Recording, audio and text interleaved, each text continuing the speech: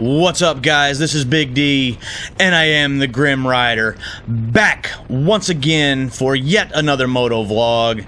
I'm out on Grim today on a gorgeous summer day, and directly behind me I have several members of the club, and we are heading out for some food out on the water, Clark Lake to be specific. You can catch that video as well. But essentially, this motovlog is part 2 of the questions that I'm answering that were asked to me by one of my subscribers. And so, buddy, if you're watching this, which I hope you would be, this is part 2, and these are the other 4 remaining questions from your post on my Q&A video. So, let's jump right into it and get part 2 started with what is essentially question number 5. Now, essentially, these are all questions based on longer riding. I would think overnight days, just longer hauls, longer rides. So anyways, what is essentially question 5, what's my longest haul, essentially my longest ride that I've ever done? Well, I like to elaborate probably a little too much, so this is also a 2-part answer. I know. You guys should know by now this is how I do this. So, essentially, in a single day, my longest single day ride was when we were headed down to the Smoky Mountains for our club's national rally, and in one day we went from the lowest part basically of southeast Michigan where we're at all the way to Corbin, Kentucky. Now that was when I mapped it out, and this wasn't completely exact either, mind you, but it was roughly around 390 miles in that one day. I've done some other 300 miles in a day.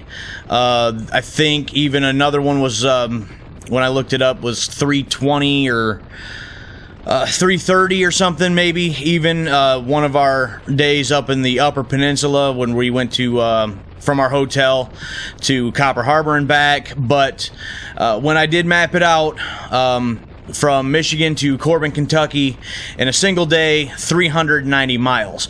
Now, longest trip overall, however, it was that Smoky Mountain trip. That was a 9-day event, and over the course of that 9-day trip, from Michigan to the Smoky Mountains, riding around there for several days, and all the way back, we logged 2,230 miles over that 9 days. So, my longest trip, 2,230 miles. And I would do it again in a heartbeat. I would do it tomorrow, if I could. But that was a rather expensive trip, and I can't do that right this minute. But one day, I plan on getting back down there again. So, next question. So, essentially, question number 6. How does my wife handle me taking off for a long motorcycle trip? At first, she didn't take it very well. That has changed over the years, and when I first started riding and started doing some of these trips without her, she obviously, for one thing, was just worried specifically for my safety. I didn't have a lot of riding experience, and when I'm going several hundred miles, over the course of a few days, a lot can happen in that time. So I understand that. I really do. But over the years, I've gotten more riding experience, and we've been together a lot longer. My wife and I, we've been together like 11 years now. We've only been married for 3, but we've been together over 11 years now. And so for the first couple years, even, she would even get a little emotional about me taking off on a longer trip. And it just recently, I think she's finally gotten to the point where, you know, I don't know if she's just, you know, she knows what I'm doing, and she just has this feeling that I'm going to be safe and I'm going to return home in one piece and there isn't going to be any problem. So, yeah, she definitely handles that a lot better now. She typically doesn't go on longer multiple day trips with me. It's just not something that she's into. So I know a lot of couples, if one's going, the other's going, and that's just something that they do. And we've done that a couple times, but most of the time I'm by myself or riding with other club members, and she doesn't go. So after several years and me taking off for multiple trips, sometimes at least 2 trips, you know, a year, she's definitely gotten better with that. So it's not quite as big a deal now. So question number 7 is, where do I stay on long trips? Is it hotels, campgrounds? You know, just what are my sleeping arrangements, essentially? Thanks, buddy. Just quick side note. That right there, very much appreciated. If anybody watches my videos that doesn't ride a motorcycle, for somebody in a car or a truck or whatever, just in a vehicle, to, you know, give us the go ahead when essentially. Especially with that way that intersection is set up, they had the right of way, for sure. And there are several bikes, obviously, behind me.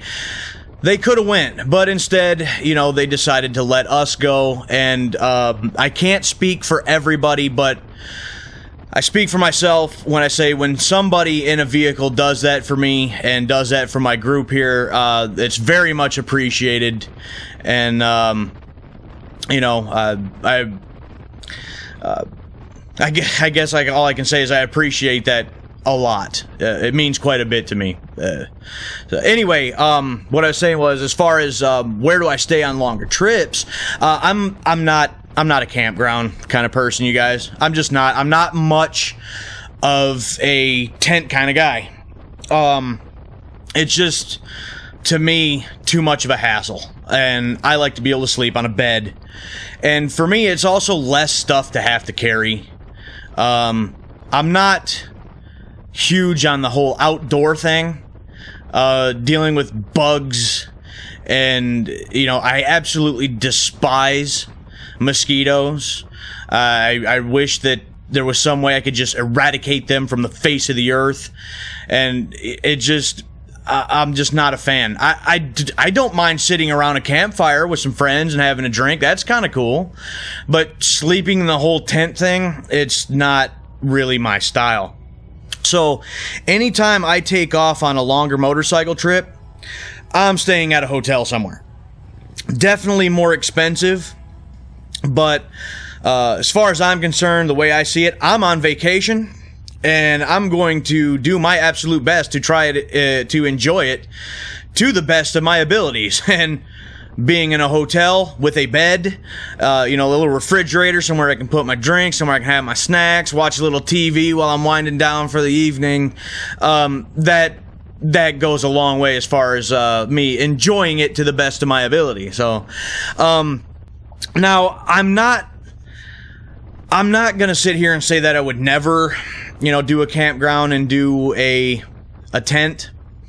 I'm just not 100% sure, especially right this second, exactly how I'd strap all that stuff to a motorcycle. Can be done, obviously. People do it.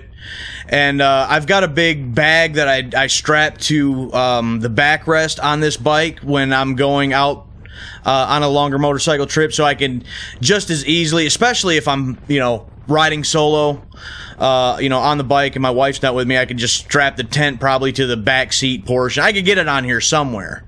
So it's not like I'd be completely against it. I've thought about it recently. There were some campgrounds that I had looked into and thought about going to. And there's been a time or two in the past.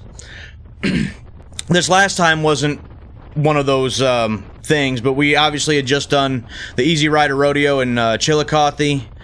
And I took my tent, but I stayed in the camper that some of the other members had there. They had a bunk for me, so I really appreciated that. But we have gone to that exact same event a few times before, and I have slept in a tent before at that event. Again, I'm not completely 100% against it, but the main difference for that is that I would have somebody would be in a vehicle and would take like the mini bikes or just coolers or something else, and just they would haul all that crap for us, and I didn't have to worry about trying to strap a tent and stuff to a bike or anything. So that helped out a great deal. Typically, if I'm riding with the club, there will usually be somebody at least in one vehicle following us, sometimes just pulling a trailer or something, just for worst case scenario things, as far as planning goes. We never know if somebody were to have a malfunction with a bike, and we may have to find some way of getting it home. So typically in the past, we've had several times where somebody be in a vehicle pulling something, and when they do that, they'll carry all the crap, and we ain't got to worry about trying to strap all that extra weight to the bike, which helps out a great deal. But as far as most of the time, where do I stay on longer trips? Hotels, hands down, no question. I will find me a hotel somewhere. It's just more enjoyable for me for that way. And finally, question number 8, and now that I'm thinking about it, I may have already skipped ahead a little bit and kind of answered this question, but I guess I'll just reiterate a little on this topic. Final question is, how do I pack my bike for long trips, and what do I take? Well, I had mentioned that I have a big, I guess I'll call it like a tour pack, to a certain degree, I guess, that I will strap to the backrest of this bike. And I got the little luggage rack that it's got the quick detach setup. And so I'll click that on, and then I'll set that bag on there and strap it all down. And typically, especially since I stay in a hotel most of the time, that bag, once I fill that bag up, that's really all I need to take. As far as what I take, that will differ on how many days I'm going to be gone.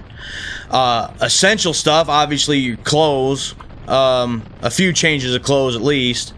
Always bring extra socks. For me, I kind of go overboard on the socks, and I do that for a particular reason. There's been a few times where one particular day we'll get caught in some rain, and obviously my boots would be soaked, so I'll at least bring another pair of shoes with me as well.